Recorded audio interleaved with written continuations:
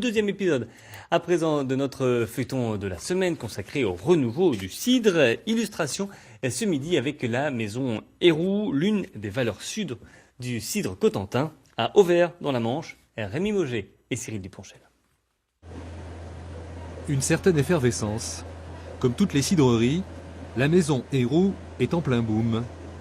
Et il n'est pas rare que la patronne mette la main à la pâte, qu'elle veille au grain, tranquillement dans ce métier qui travaille avec le temps. L'oxydation. Ici, Voilà. on presse Et en plus, le pépin n'est pas écrasé. sans se presser. Là, aujourd'hui, nous avons encore à la vente, par exemple, un cidre bouché Cotentin extra brut 2016. Le 2017 est encore dans la cave. Et là, on brasse le 2018. Donc, voyez-vous, ça n'a rien à voir avec le cidre fabriqué au mois d'octobre, mis en bouteille au mois de décembre et vendu au mois de février pour les crêpes, quoi. La maison Héroux, une institution au cœur de la Manche. Une ambition jamais démentie, valoriser la pomme et tous ses jus. Révolution cette année, le vieux pressoir à paquets cède la place à une nouvelle machine. Mais promis juré, on change dans la continuité. On presse plus ou moins vite, plus ou moins lentement. On a plutôt opté pour un pressurage lent. Voilà, toujours prendre ce temps et pas trop serré pour ne pas écraser le pépin. Et ça, c'est l'expérience qui parle. Alors j'aime bien le transmettre à nos jeunes. Bonne nouvelle, les voici, c'est tout frais, ça vient de sortir. La cidrerie familiale, qui n'avait pas de successeur, vient de sceller son avenir. Je reste associé à 15%.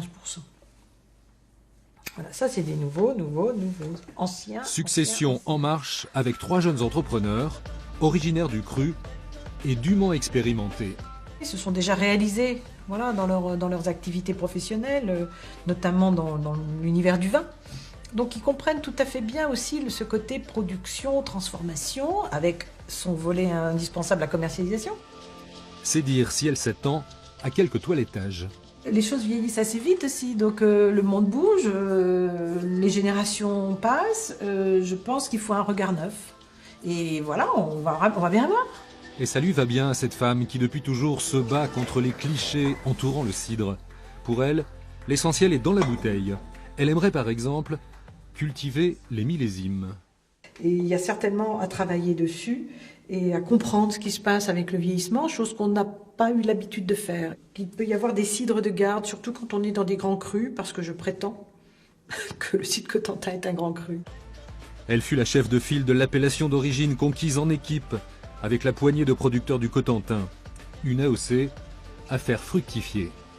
On a des trésors sur notre presqu'île et on avait cette géographie très spécifique qui fait aussi que notre cru est spécifique. Et c'est aussi, on avait des choses à faire valoir. Il n'y a quand même que 3 AOC cidricoles, 3 AOC de cidre en France. Donc on est la 3e, c'est quand même un bien super précieux.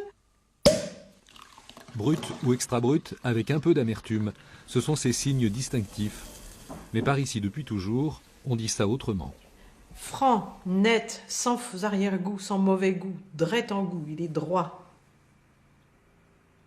Gouléant, dans la goule en normand, c'est la bouche, donc il est rond en bouche, agréable en bouche. Et donc justificatif de bonne réputation. On pourrait ajouter bio, naturel, pétillant, rafraîchissant et conclure à la bonne vôtre.